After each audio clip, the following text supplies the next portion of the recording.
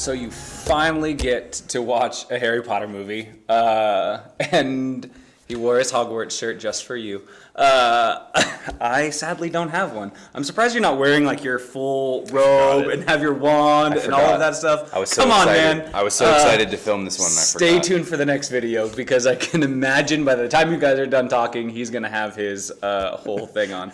Anyway, what'd you see? Yeah, dude. I thought that there is a Christ character in this film, though it's not crazy clear. It follows the progression of the monomyth pretty well, but what we saw more than anything was just some pretty heavy agendas, and also, you know, there's a pretty obvious evil character, right? So I think some of the agendas that you guys can look at and touch on is there's definitely an anti-religion agenda, and it's not subtle at all. And then Newt in general is very environmentalist, you know, protecting the environment, caring for the creatures, and walk, you know, we're all about that, but it's something to talk about.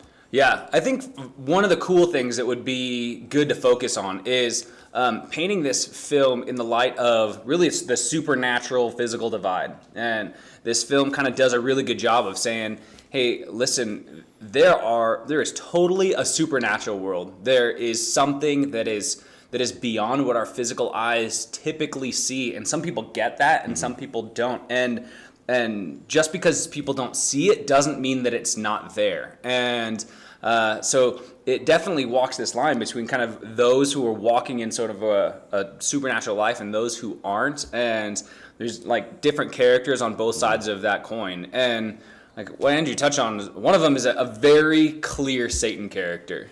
Mm-hmm. Yeah. No, and so what we want from you is to discuss and talk about this. What is the Satan character's objective? What does he desire to accomplish at all ends? And how does he go about accomplishing it? And then also, you know, the rest of the characters, how do they respond? How do they handle what his purposes are? How do they thwart them? And that's something really essential to touch on. So hopefully you guys have some great discussion, and it makes sense. Things are a little different this time, but I think you are smart enough to figure it all out. So we will see you later next video. Adios.